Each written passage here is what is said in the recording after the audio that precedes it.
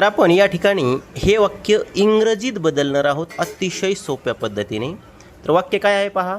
मयूरने विशालला 500 रुपये दिले. वाक्याचा काळ कोणता आहे पहा. दिले.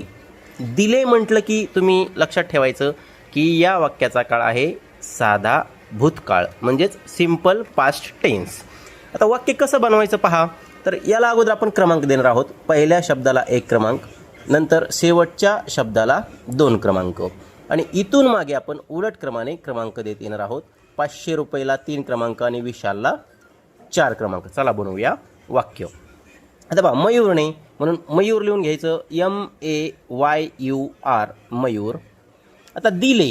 आता बघा देणे म्हणजे गिव, दिले म्हणजे गेव, म्हणजे गिवचं भूतकाळी रूप होतं गेव, GAVE गेव. बघा मयूर गेव. आता 3 क्रमांकाचा शब्द जो आहे 500 रुपये तो इथं लिहायचा आहे. तर 500 रुपयाला आपण इंग्रजीमध्ये काय म्हणतो 500 रुपीज, 500 रुपीज. आता 4 नंबरला काय आहे विशालला. आता बघा इथं फक्त विशाल जर असतं तर इथं विशाल लिहिलं असतं, परंतु विशालला असल्यामुळे टू विशाल लिहायचं, टू विशाल. तर पहा एवढ्या सोप्या पद्धतीने आपण इंग्रजी वाक्य बनवू शकतो. तुम्हाला व्हिडिओ जर आवडला असेल तर तुमच्या मित्रांसाठी तुम्ही शेअर करू शकता. धन्यवाद.